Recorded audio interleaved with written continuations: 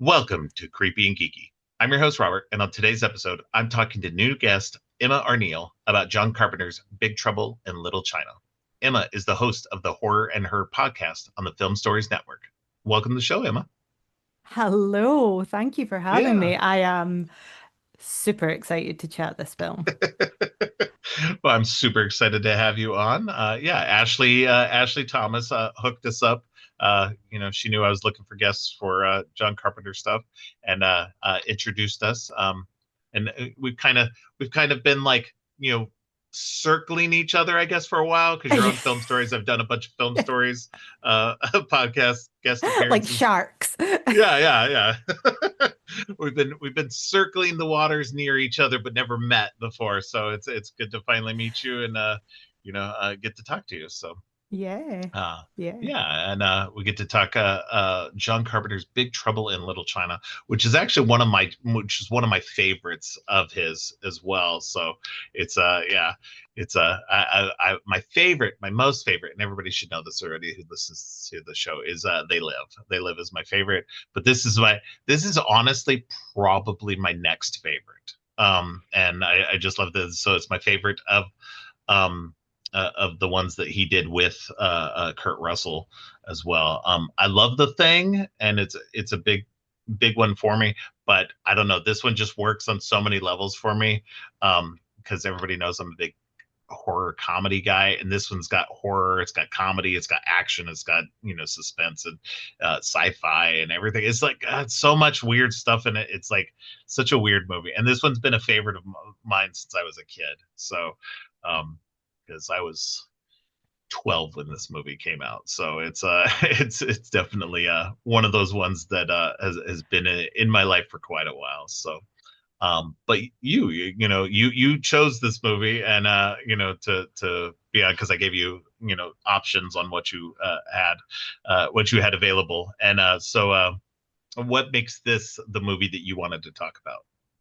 So, like you, I just think it is just the most fun that you could have Yeah. with a film because it is everything. It's the full Mhm. package, like you were saying. And I don't actually remember a time in my life where I wasn't aware of this film. Yeah. So I was thinking today, when did I first see it? Now, I watch this film maybe once, twice a year. Like I have films on rotation, like Yeah. near weekly. Halloween is one of them. I watch Yeah. at least, a couple of times a month, but this one is probably a couple of times a year. Um, and every time I just fall more and more in love with it. I think my mum and dad must have um rented this on video and I must have watched it then because I just remember me always knowing about it, if that Yeah. makes sense. And it was one of those Yeah. films that I would we ended up taping it off TV as well. So I was watching it loads and loads when I was Yeah. younger.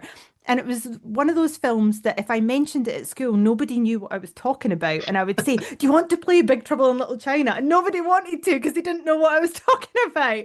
Um, so yeah, so I feel like you are the kid in the playground, Robert, that's like, Yeah. yeah, I'll play it with you. Come Yeah. on then, it's amazing. That's so funny. Oh my gosh. I can't that's so funny because I know that like because we grew up in the time pre-internet, pre like a lot of that stuff. So yeah, we would have been like, the obscure stuff like this. Because like that's the funny thing about Big Trouble in Little China.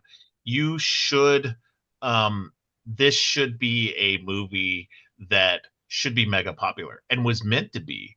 And it never got the recognition at the time and has since become one of those cult classic movies. Mm, But at the time that it came out, this movie bombed hard. And they yeah. said, what was it? It came out right around the time the Aliens and Top Gun. It was the same year the Aliens and Top Gun came out. And so it Ouch. had massive competition against it. But yeah, so I think that it's so funny too that you say that about like playing these things on the playground and stuff. Like so funny that you would do that. Um, I because was that kid. it does feel like something like that you could play, because it's that kind of movie, because it is kind of all over. There's so much going on. There's magic, there's action, there's so much going on in this that is just so fun to play. um and it's what is the and talking about taping things off a cable and stuff like that. Well, my family did that all the time. We would tape stuff. We had a massive library of tapes that had like 3 movies on each tape Yeah. that they would record from HBO Written or on the whatever. stickers and yeah. It would just be the 3 movies, and they would be the most random because they didn't do them in any kind of order. It was just like what tape was available that had space on it. So we would have a comedy next to an action next to, whatever. And so, Yeah, these are you'd not have to go hunting through. Yeah, they're not yeah, they're not curated well. beautifully curated Yeah, genre tapings. We are just, yeah, oh, there's 90 minutes left on that one. Stick it in and we'll get that film. yeah. So yeah, It's no, not the I Criterion remember that. Closet. No, no, it was not the Criterion Closet. That's hilarious. No, but it's yeah, it was the 80s were wild, man. Um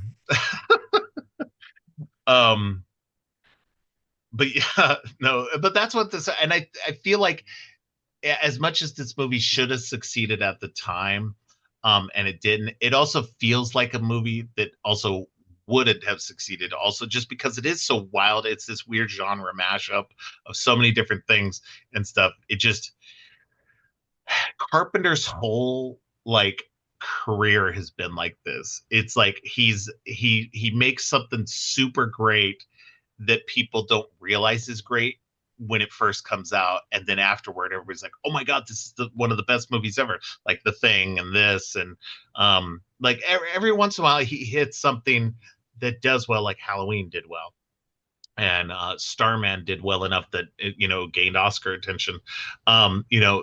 Movies, pick up, but it's like, but some of his best stuff is the stuff that's like didn't do well in the beginning. And I think that's like a fascinating thing, because like he got to be so like, and that's why he doesn't make movies anymore, is because he's got so tired of like making movies that nobody cared about when they came out, that he's just like, Hmm. yeah, I'm just done. I'm done making movies, man. Nobody Yeah, I'm just appreciates gonna them when I tour. make them. Yeah. But and that's the funny thing, is like he's this great grandmaster of multiple genres. Like he builds himself as the master of horror, but horror is just like the tiny, like is one of the tiny pieces that he plays in, like just his action movies, his like the science fiction and everything like that. And that's what I think I love most about um Big Trouble in Little China, is it is this big mashup of everything that is just so much fun. And it feels like, and especially like growing up in the 80s, and you grew up mostly in the 90s, so it feels like that kind of movie that you would have seen on cable. You're just sitting at home not doing anything, and you just turn on HBO and stuff, and there's just this random weird movie on, that could only come from that time period. um and it's so much fun.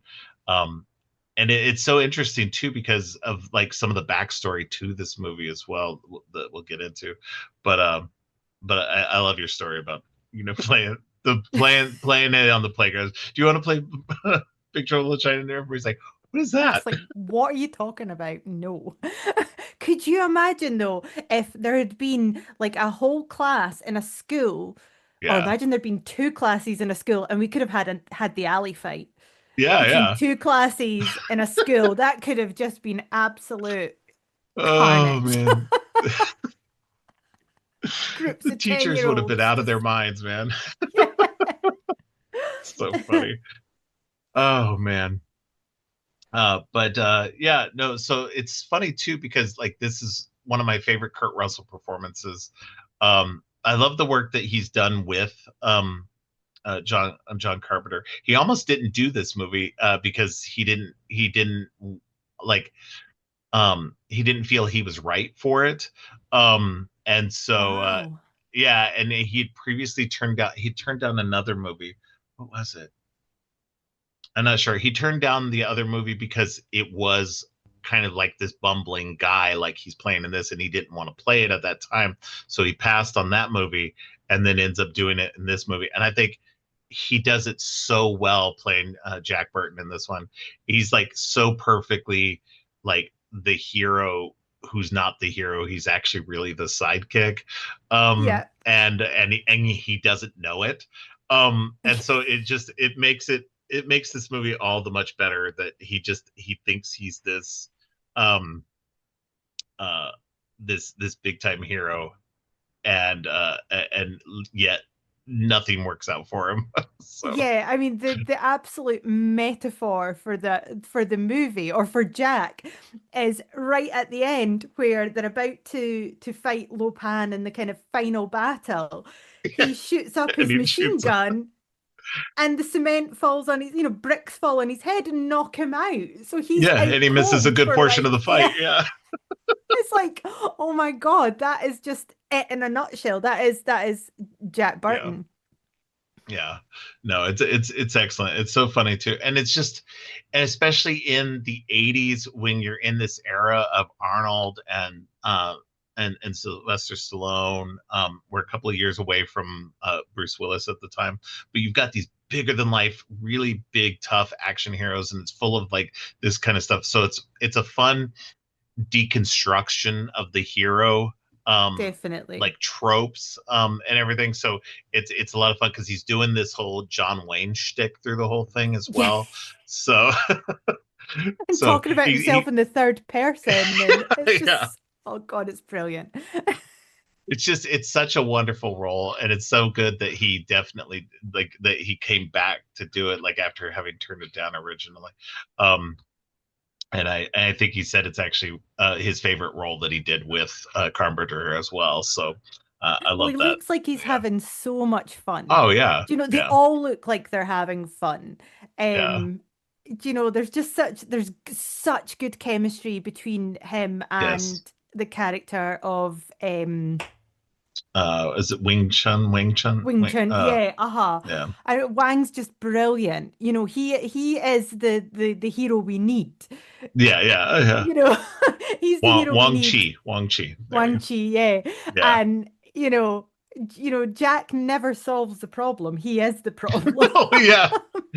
He's just always in the way. And that's the funny thing though too, is that Jack does have skills. Like he's quick. Yeah, He does, and he's willing to go in and help and yeah, everything like that. Like, there, so I think there's, sure, there's, he wants to get his truck back. He's trying to get his money from Wong and stuff. So he has his motivations for doing it, but he still barrels ahead even though he doesn't necessarily have to. And so I think that's a fun bit with his character, is that he is this guy who should, in like any other movie, be the actual hero, but in this movie he's not. And yeah, like, and yeah, I think it's very interesting too, because this is set in Chinatown in San Francisco, and that as much as he is a part of this, he's also somebody who's obviously very respectful of the culture and everything hmm as well. He never comes off as like a white savior, which is really good for this movie and for movies in general too, because you tend to get that kind of character in any other movie. He would have been the white savior um in this movie, but he's not. And I love that they really play on that trope, and I don't think they did it intentionally either. I think they were just having fun with the character and just made it that way, and it ends up being like perfect in every way because yes. of that.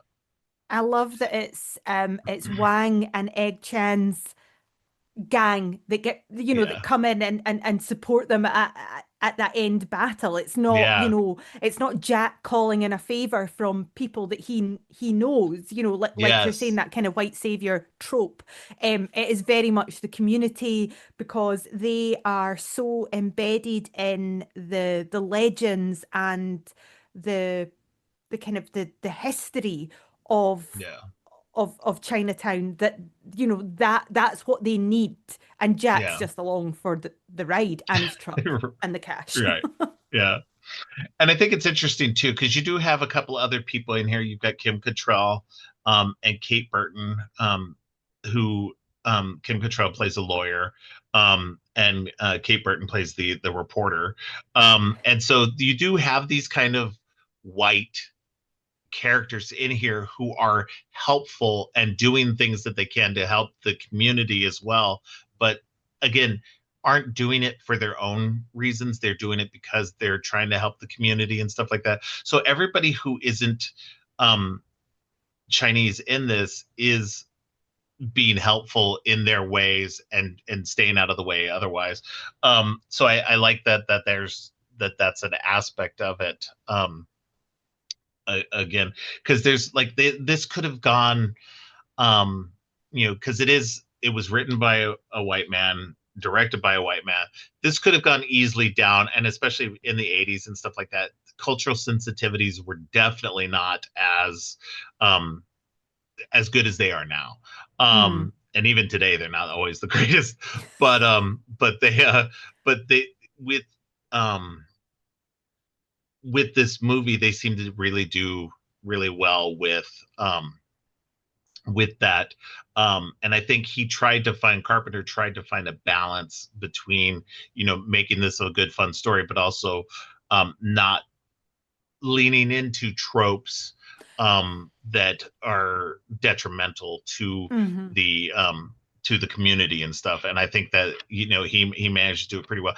I um think that from what I've read and everything is that the Chinese American community views this generally as a positive film, that nobody Good. really has any real complaints about um, anything that's going on in this movie either. So I think they did definitely get some people from the community to help kind of make this movie what it was. And I think it's really cool that they were able to do that. So Yeah, and you can tell it's a real love letter from yeah. Carpenter as well Mm, for kind of kung fu films and things. right. He's really it's obviously Yeah. adores them and adores westerns and adores kind of fantasy as well. And you can just tell that he wanted to make a film that just included all the things he loves. Yeah. Just get me a big melting pot. I want to put everything in the kitchen sink in, and Yeah. and it's going to be an absolute, you know, ride of a film. It's going to be great. Yeah, definitely. Um, I do know that the original script, it was written by a couple of guys who, when it was, the original story is actually set in 1880s San Francisco. And so it was supposed to be more of a Western. And Ah. so there are kind of touches to that, and it Hmm. kind of makes sense because Carpenter is a giant Western fan. And one of his favorite directors, or his favorite director of all time, and is Howard Hawks. And so and you can even see in like The Thing and Assault on Precinct 13, those are very much kind of Western tinged kind of movies, because it's just his influence. Um, but this one, yeah. So instead of Jack getting his truck stolen, it was his horse that got stolen that kind of pulled him into to everything. So, but I guess the studio that bought the script from the guys didn't didn't think the audience would buy into a period piece of that sort, and so they got another writer to come in and change the time period and kind of punch it up and everything. And so they um and I think it works. I think it works a lot better in terms of it. I don't think it would have worked as well as a Western. I Mm. think just all the mysticism and everything else like that, and especially for the time period, because Carpenter actually hired um, Chinese stunt coordinators and stuff like that um, to deal with the fight scenes and stuff like that, to make them more authentic to the time, Hmm. because he wanted to do a lot of stuff that were in like a lot of the kung fu movies of the time. Hmm. Um, and so you get that kind of flavor of that. It's this weird little mixed bag of kung fu movie with this science fiction and everything else. And so I think Carpenter like amazingly pulls this off. It should this movie really should not work. It really should Yeah, not, based on all the yeah. stuff that is in here. And but it really does work, and it's tied together so brilliantly My throughout the movie. husband, and that, this is enough for me to question my, you know, my marriage to Mr. Arneil. He's not a fan. Wow, yeah. Yeah. That's Uh-huh. I so mean, funny. I should have seen that as some kind of litmus test, at the in the early days. I should have kind of vetted him that way and been like, Big Trouble in Little China, thumbs up or Yeah, down. right. Oh, that's too But funny. he indulges it. He did sit and watch it last night, and when I was watching it in preparation, and I actually turned to him and said, "Do you know I've not watched this year?" And he was like, "Oh wow, it's not like you." This is funny. I mean, it's only April, so Exactly, it's exactly. I only mean, the we're only beginning a of the year. quarter of the year in. I've got at least Exactly. another three watches. That's so funny. It had been a while for me too, though. Like it's so funny because I don't tend to, because of the podcast now. Um, I'm either watching new stuff I've never seen before, and then when I do go back to rewatch things, it's always for the podcast. So I rarely go back and rewatch anything like otherwise. So, which is good, which is part of the reason why I like doing the podcast, because then I'm like, okay, I haven't seen this movie in a while. And I want to watch it and I want to talk about it. So I'm like, let me see if I can get somebody on to talk about this movie. So, um, yeah, I might have to branch out the podcast a little bit, start doing some action or some more action movies and stuff. So it's too funny. But yeah, I don't know. This one's just it works on so many levels, and it shouldn't. It really should not. Um, I think it's funny too. We talked about Kurt Russell and his performance. Kim Cattrall. This is she'd already done a couple of things in the '80s, but I don't think she was still really widely known. Apparently, she was still doing a lot of stage work. According to what I read online, was that she at the time she did movies to help finance doing stage work. So she wasn't like Right. super invested in doing movies at the time. So she was just like, okay, I'll do these random weird movies and do Yeah. just so I can keep doing my stage work and stuff. So She's so great. I'm yeah, she's there's great in she's this. Yeah, so good. She's so classy. Do you know, there's yeah, something about her that I think, Gracie Law could be hugely annoying, yes, played by a different actress or even just played slightly differently. But she's, it's almost there's almost a self-awareness to her where she's kind of like, look, I yeah, know I'm a bit much, but I'm doing this yeah, because I care about yeah, Tara. She wants to get Tara yeah, started and give her a chance in life and she's banging her head against a wall. It's, kind of the corruption that's happening and she doesn't have many allies. Um, right, but there's such a charm to her that yeah. I think absolutely comes from Cattrall because she's just, there is, like I say, there's a real charm and sweetness to her for what could be a really obnoxious character, but isn't. Yeah. No, I agree. I think the character itself is interesting too, because like we said before, she is a lawyer who's helping Tara, and um she's there for the community. She doesn't seem to be Hmm. doing it for any like thing for herself. She's not trying to, again, it's not falling into those kind of white savior tropes. She's just helping them, and just gets kind of pulled along with everything that's going on because somebody tries to, kidnap Tara. Um, and it's so I think, yeah, and I think that, with somebody else they could have kind of made the character more over the top, and she does a really good job of kind of grounding the character. Um, and that I can't remember. Like it's so funny too, because like I know because she goes to do Mannequin right around the same time period. Um, let me see. Has she Yeah, done Police Mannequins. Academy at this point? Was she in that? Yeah, so that's the thing. She'd already done Porky's and Police Academy. So she was more well known for doing comedy. And so I think they didn't want to, I think the studio didn't want her to be in the role because she'd already just kind of been doing comedy. And then like the year after this, she does Mannequin. So yeah, she'd been kind of like a comedy person there for a while. Um, this was her first. And while this is, you could argue this is still kind of comedic.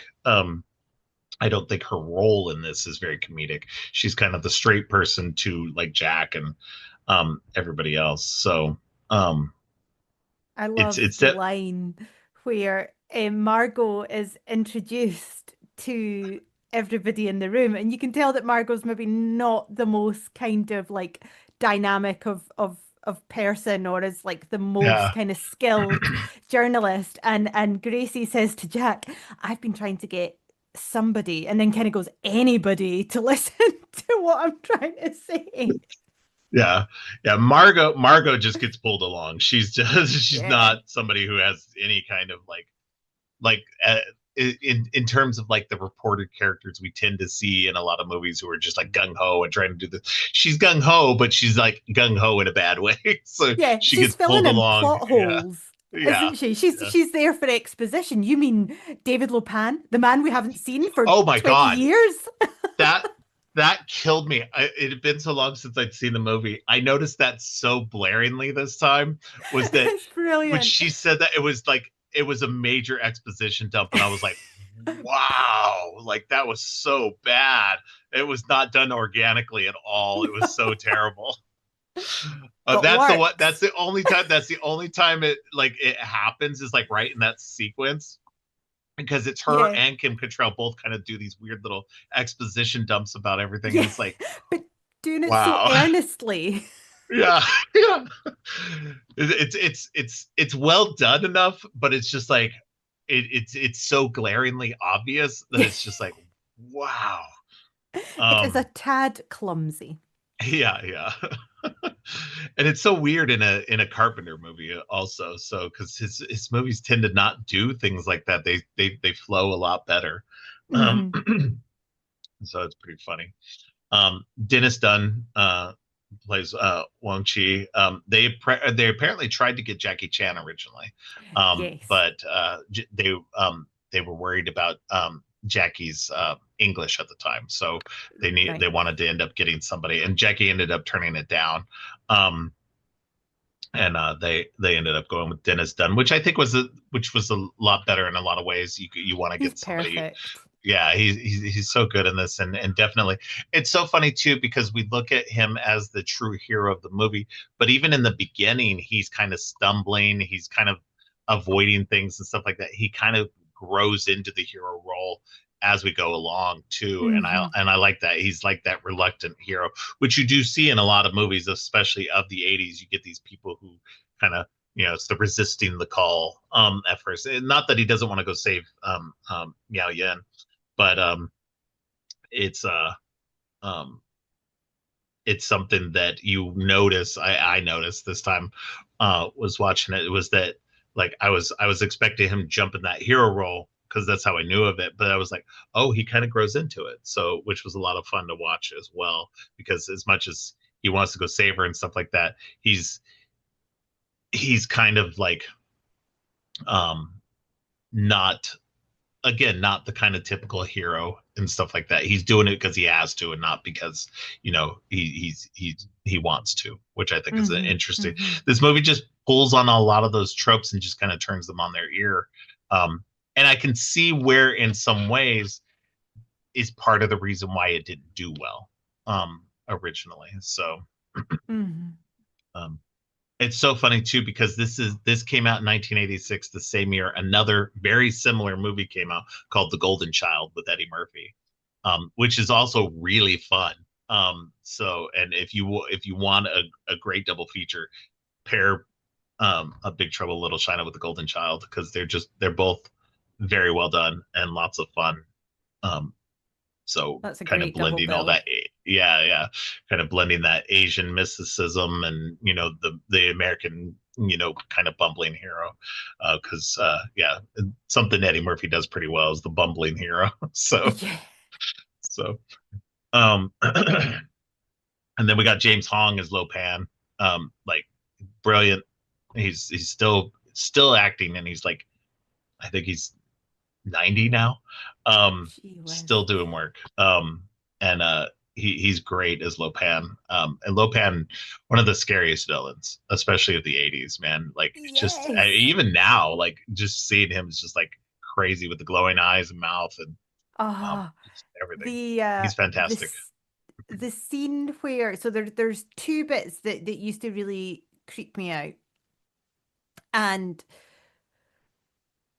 one of them is when we're first introduced to him, but we don't know who he is. He's just a man standing with an Yeah. umbrella, and the truck goes past, and he just has this little evil smile. Yeah. And then the next one is so the the alley fight, which I'm sure we're going to chat about, Yeah. is happening, and Jack and Wang Chi are just trying to get out of there, and he's standing and he motions with his finger to Jack to just drive into him, and Yeah. again the smile is menacing. It is Yeah. really, really creepy Yeah. but brilliant. Like, the guy just looks like he is, he's just chewing the scenery. Yeah. Oh yeah. No, I love He's I just love a fantastic. good chewing the scenery villain. Like if when it's Yeah. done well like that, like it's Oh, just it's perfect. Yeah. Yeah. uh-huh. Um it just yeah, no, it's too good. So much fun. And I would say kind of lastly we have Victor Wong of the major characters playing Egg Shen, which he's kind of the guy like the older um guy that's trying to um, help them and trying to defeat Lopan, stop Lopan from doing what he's doing. Because ultimately, Lopan is trying to like marry a woman with green eyes, so that it'll bring him back to the land of the physical, because he's kind of just like Mm. a ghostly shell of who he was.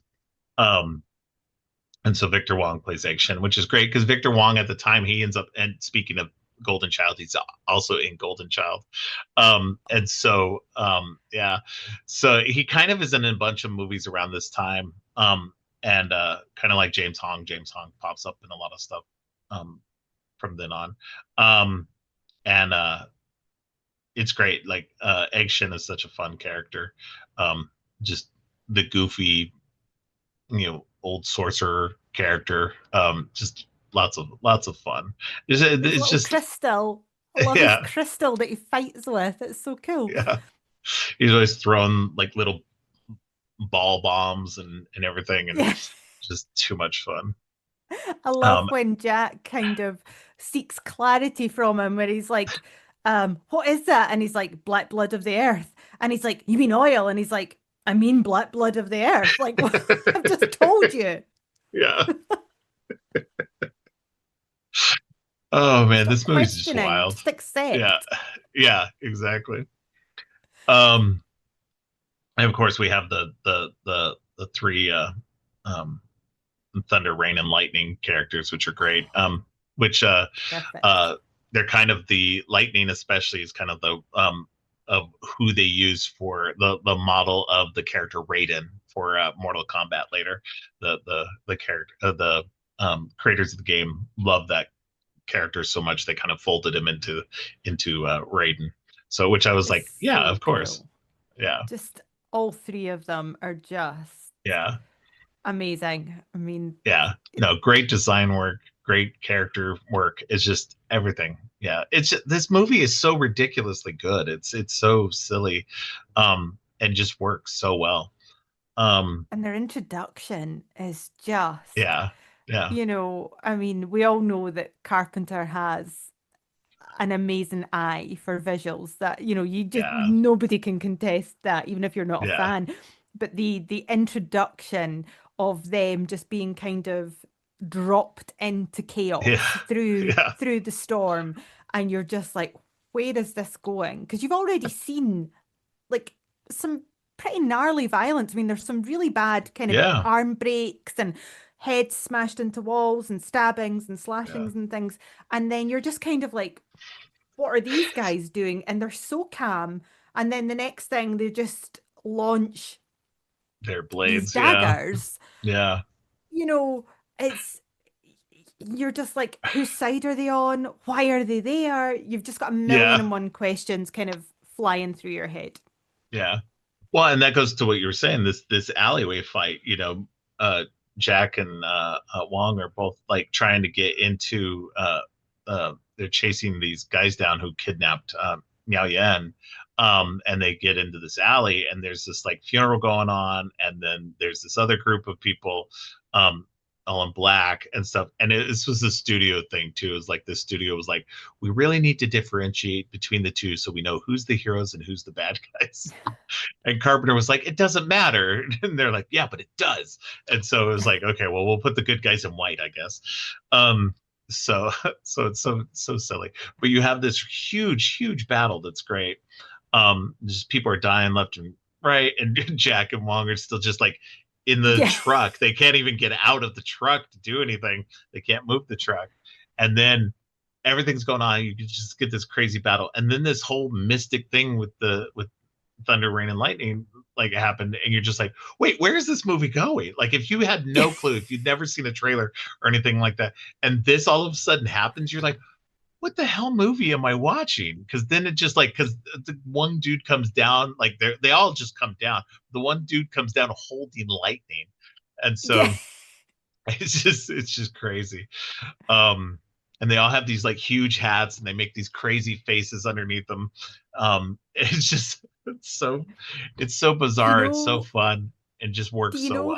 Good. how in Laurie's bedroom she has like I've heard it described as a nipple hat in her bedroom in Halloween. That's like the hats that they're wearing. That's so. Oh, I had not heard that. That's so funny. Um, I'll send you a picture of it. I have got the yeah. coolest print up in my dining room, and it's a Big Trouble in Little China print, and it's the three storms. Oh, that's cool. Yes, love I that. love it. That's awesome. Yeah, I'm not sure my husband's as keen on it. He's just like, okay. No, that's why I have Fine my it, little room please. here with all my artwork and stuff like that because my wife doesn't care either. So so funny. Um, no, it's just yeah, no, this movie is just it's so much fun. Just there's so much going on in this thing. Just it's just I think this is part of John Carpenter's to me this unbroken run from Halloween to They Live of like just that run of his movies is like it's impossible to match. Nobody has a run that good. Like everybody's got a blip here and there in between, but like from Halloween to They Live, it's like an unbroken stretch of really good movies. Um, and that like even some of the top directors can't match that. Now, of course, he falls off after that, unfortunately. But it's But but when the initial run's that good, you're oh just like, do you man, know what? he cemented it. Like if like, and that's the thing too. Like because after They Live, you got In the Mouth of Madness, which is a definite banger and should have continued that run. But in between They Live and In the Mouth of Madness, he made Memoirs of an Invisible Man, and so that kind of ruined it right there. If Yeah, he'd we made don't In the talk Mouth about of that one. Madness right afterward, he hates that one, so I'm not even covering that one on my show. So because No, it's just like, no. yeah, he's completely given up that one as well. But When did you make Prince of Darkness? Was that Prince of after? Darkness is It must have been 87. after Yeah, this. so it's after It was, Big Trouble, just before They love Live. that film. So That yeah, film is so brilliant. yeah, yeah, definitely. So, and then after In the Mouth of Madness, it kind of drops off. You got Village of the Damned, Escape from LA, Vampires, Ghosts of Mars, and The Ward. So it's kind of like, eh. So, Yeah. um, and I don't think it's necessarily like, I don't think any of those movies are that terrible or anything like that, but it's definitely like in terms of like what were his biggest movies and stuff like that. That era from 78 to 88 is like unmatched. 10 years Hmm. of just like straight up. And to be fair, the audience wasn't there. The at the time from Halloween did good, but after that, everything was like terrible for him. He was making movies, but he didn't have the same cachet, and I think that's what ended up kind of where he is in the 90s, where he kind of drops off because the studios Mm. just were like, we're not giving you any more money, man. So and he just got tired of like trying to bang out these movies that didn't do well, so which is unfortunate because I think that he's one of those directors that could have been really good even today. I would love to see what he would do today, but he doesn't really care anymore to make movies. He's just like, I'll make music and I'll play my video games and that's it. So Yeah. Have you seen him live? I have not. I would love to, but I have Me not seen him neither. live. Yeah. Yeah, I would really No. love to. I don't know if he's going to be traveling as much now because, he is. Yeah, he's getting older. Yeah. Yeah. He does do let's see. He does the music in this movie as well with Alan Howarth. They do the music together. Great theme. Mm. The theme of this movie is fantastic. He's got a fantastic song at the end in the credits that he does with his group. I think it's called the Cadillac DeVilles, if I'm remembering correctly. Um, they do a song at the end as well. So he's definitely doing all his music and everything in this, which is great. Like I love when he's able to do the music in his movies. Um, Mm. it's just fantastic. It's got a fantastic score. Um, it's I don't know. It's just this is just such a fun, weird movie that should have succeeded. Um, at the time, and because it was so different and it was this really fun action flick and of the 80s in so many ways that it should have done a lot better than it did. Yeah. I um mean, you think yeah, of Temple of Doom and Goonies, they yeah, follow the same kind of structure of, a quest. There's a yeah, quest that needs to happen. yeah, Um, and I just wonder if it's just that there was just a lack of understanding that actually this film isn't messy. yeah, It's fast and it's yeah, a mixing of genres, but I wonder if it was just not enough or it was too much at that point. this I think the studio didn't understand it because they didn't do the advertising at the time that they should have, that they would have done for a lot of other movies. And I think that was the major problem, is that um, they it didn't do well. This was Carpenter's last studio movie. He ended up going Right. to every movie he did after that was independent.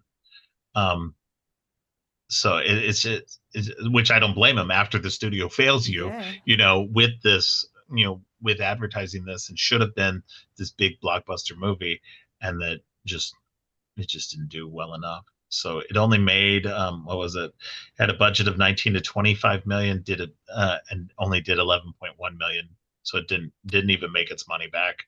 I suspect over time it's made its money back for sure. Once it Just hit from my video and rewatches. cable, yeah, yeah, yeah. Don't worry, John, I've Um, got you. We'll get you that money back. yeah. But yeah, you can see where this kind of like you know makes him just kind of get away from Hollywood, do his own thing, and kind of Mm, this inevitable kind of downward slide where he just wasn't getting the money he needed to make these really good movies. So, yeah. And the money's which is so well unfortunate. spent Oh because it yeah, looks amazing. There's oh yeah, there's it's practical effects, oh yeah, um, and it just looks so good. I yeah, read, I think I read today that so many of the stunts were were done using trampolines. yeah, Just to get yeah. for some of the fights, and you think that's amazing. That takes real skill and awesome editing and camera work and everything else to make that Hmm. look as slick as it does. Yeah. obviously some bits are slightly hokey, Yeah. the kind of the eyeball monster and Yeah.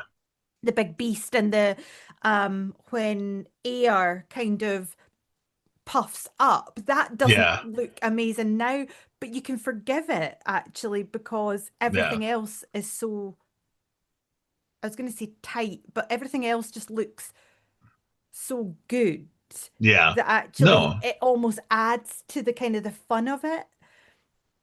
Yeah. No, I agree with you. I think that, it's especially the practical effects of the time period and stuff like that. Like we look at it and go, okay, these are hokey and goofy for the time. But like at the time they were cutting edge. Yeah. The effects people who were on this movie were the same people who did Ghostbusters just a couple of years before. So you can kind of Oh, tell that like with the flying eyeball looks kind of similar to like Slimer and stuff like Slimer, that. yeah, So yeah. yeah, so you get kind of this but like I mean going back and watching it while you think like you look at it and we're in the age of CGI and stuff like that.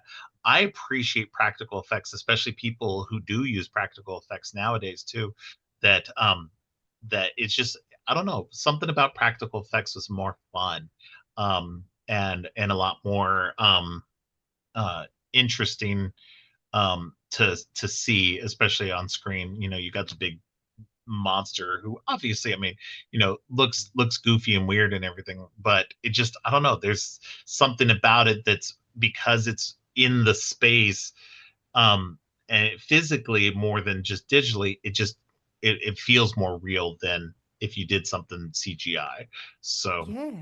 Yeah, there's there's just tech. something You can see texture. You can yeah, see little hairs and yeah, slime yeah, and yeah, and it just adds to it. It yeah, just adds to, I think what you said was perfect there because it's in the space. Nobody's yeah, reacting to a tennis ball on yeah, yeah, a golf exactly, club type thing. yeah, It's yeah, it just, I can just imagine that making this was fun. I like to imagine that making this was fun oh because yeah. watching it is so much fun. Yeah. No, this had to be a riot to make. Just like, Eh, it had to be so much fun, and just like it couldn't have been like a boring shoot. Apparently, like there was an accident that happened. A squib went off earlier than it was supposed to, and Kurt Russell said that was the angriest he'd ever seen Carpenter. Like Carpenter was just like super chill on every movie set, and even on this one, that was the angriest he'd ever gotten. And I mean, it's a safety issue, so I mean, it makes yeah. sense. So I do think it's interesting too, because I read something that Carpenter doesn't like to storyboard his movies. So he just likes to find the shot on the day, which I was like amazed by, because, you're just like, he has so many iconic shots and everything like that. You're just like, especially in this movie, there's so many great scenes and sequences and stuff like that. You're like how did you not storyboard this? And you're Oh, just playing like off the cuff the whole time, and I'm just like, that's amazing. oh my So God, I did not know that. I'm just yeah, thinking, already, like I'm just thinking of the wedding scene and you yeah, look up and it's like something out of He-Man. yeah, There's that with the skull escalator, thing. yeah, Yeah. yes, yeah, no, Imagine having that much bloody talent that you can yeah, just be like, I'll know it when I see it. I don't yeah, need to try and get it onto paper. I'll know it when I see it. yeah, I'll just figure out the angles and stuff on the day, and you're just like, dude, like, just amazing, just like crazy. Well, and it's funny too, because this was the last movie that he made with Dean Cundey, who's been his who he'd worked with on multiple films since Halloween. And Dean Cundey's very famous for like being a cinematographer on lots of movies, working with Robert Zemeckis and stuff, as well. So they worked together, um, over the course of several movies. Let's see, Halloween, The Fog, Escape from New York, Halloween 2, The Thing, and Halloween 3.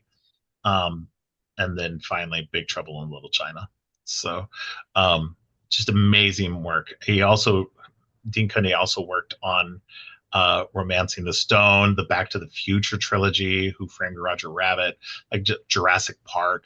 So like Wow. he's been like the cinematographer on so many great movies, and so and you can tell like if you watch Big Trouble in Little China, this movie's amazing. Just like the camera work and stuff, so you can see where like as long as you've got a cinematographer who is that good at what they do, you're going to have no troubles doing that at all without doing the storyboards. But it's just amazing to have read that and just know that just that's how good of a filmmaker Carpenter was. He just knew it when he saw it.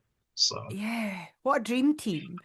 yeah, oh yeah, fantastic. Just Carpenter, Cundy, Russell, just perfect. Just like the greatest team going there. So um, no, it's just this movie's so good. So much fun. If anybody hasn't seen this movie, like you need to go see this because it is so much fun. Um, it's the 40th anniversary. It'd be great to see this in theater again. So I'm wondering if AMC will have some kind of event for it because they did. I saw Christine a couple of years ago on the big screen.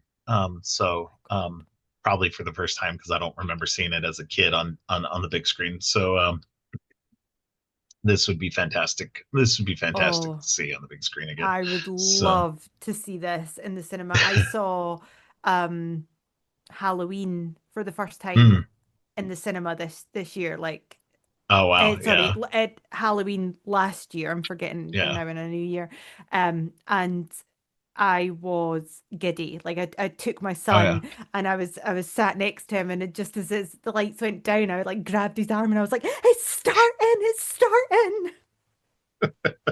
That's so funny. Yeah, I've seen Christine. I've seen The Thing, both in Oh, both at the theater in the last few years. Yeah, it's been great. Yeah, so I'm perfect. hoping we'll get this one, and hoping Yeah. maybe we get They Live in theaters in a couple of years as well. That'd be really fun.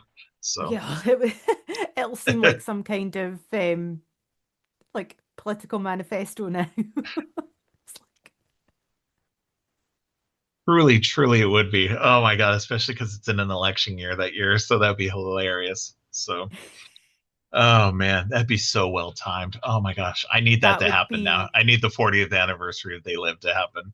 So that would be that's gonna be so poetic. great. Yes, very, very much would be poetic. So, um, all right, that's really all I have to say about the movie. Do you have anything else you wanted to mention before we wrap up? It's perfect and just echoing everything that you said. If Yeah. you have not seen this film, please, please go and see it Yes. or seek it out, sorry, Yes. because you will have the best time. Yeah. It's Oh, I had there's absolutely. no diminishing returns with this film at all for me. Um, so yeah, Uh, nothing but love for this film. It looks like in the United States, it's currently available on Amazon Prime Video. So if anybody wants to see that, as of this recording, that's where it currently is. Luckily, I own the Scream Factory edition of it, so um, I own the Scream Factory versions of most of his movies as well. So yeah, it's a fantastic disc. So I'm very jealous. I'm in the very early stages of my physical media oh yeah, um kind of collection. I did the yeah, ridiculous kind of Marie Kondo thing of getting rid of all my DVDs. I did that before too. Yeah, That did not spark joy. Getting rid of no, them did not spark joy. Having them sparked joy. I should have just yeah, listened to my gut. yeah. So now I'm Uh, having to bring them all back. That's my Yeah.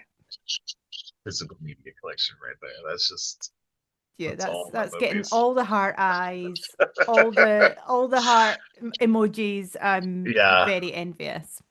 yeah. I did the same thing of like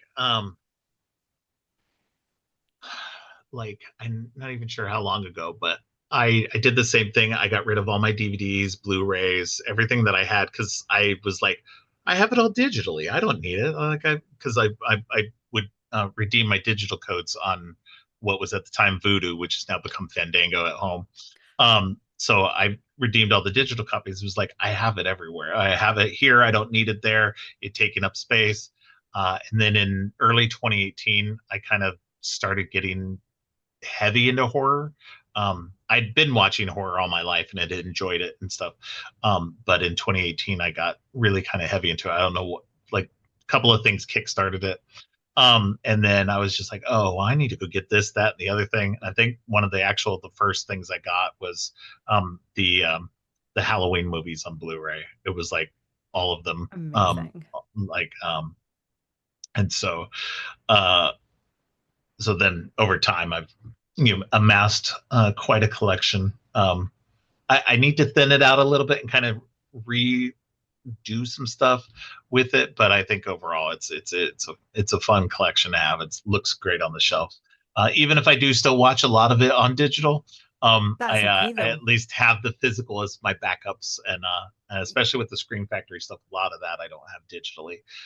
So it's great to have all of those available when and if I want to watch them. So, but Yeah, it's gorgeous. I I just got my I'd pre-ordered the Arrow video Salem's Lot, original Salem's yeah, Lot came this week, and oh my God, it's so beautiful. There's the most yeah, beautiful book with essays in it and a gorgeous yeah. poster. And then there's like when you turn the poster over, it's the It's the Italian original. Yeah, release. Oh, yeah. very excited about it. Yeah, no, I love the Arrow stuff. It's weird that they changed recently. They used to do the kind of like box with the like the thicker book and the Blu-ray case and stuff like that. And now they kind of went into the just like the slip case and they put the thinner Mm. book in it now. And that's fine. I miss the kind of box, like the cool box thing that they were doing. I want it It's more heavy. yeah, it was more expensive, and so I do like my wallet appreciates it being slightly cheaper. But I do have several of the I don't have as many as some people do because some people have been collecting Arrow for years and they've got all the boxes. I just have very specific ones that I like. So, um, but yeah, no, it's great. That's I gotta get that Arrow Stranger Things box set at some point. That thing's so massive and so expensive. So, Yeah, it's gorgeous. but I gotta get it because I love Stranger Things and it's just Oh, it's such a crazy looking set. So yeah, it might have to be a Dear Santa this year. Been yeah, very good. yeah, Please may I yeah. have. Might have to ask for that for my birthday. So Yes, yeah, that's a great birthday present. right, right. So all right. Well, I appreciate you coming on. This was such a fun conversation. And this was a lot of fun talking about this very fun movie that everybody should go check out for sure. So thank you for coming on. Why don't you let people know where they can find you online? Oh, well, thank you so much, Robert, for having me. I have Yeah. absolutely had a blast chatting Big Trouble with you tonight. It's just, oh, I just love it, as you can probably tell, as the listeners can probably tell. So you can find me over on the Horror and Her podcast, which is a podcast that celebrates women, femme, and non-binary voices in horror and how the first horror film that they fell in love with kind of influenced their journey into horror and how they appreciate horror. And we always talk about kind of themes of identity and power. And I have just been blown away by the amazing women that I've had on. And that's over on the Film Stories podcast network. So you can get that everywhere you can get your podcasts. And if you like Instagram, I am chronically online there posting lots of silly horror memes and love for films like Big Trouble in Little China and Halloween. There's at least a daily kind of meme or something about how much I love Halloween. So yeah, do come over and say hello there.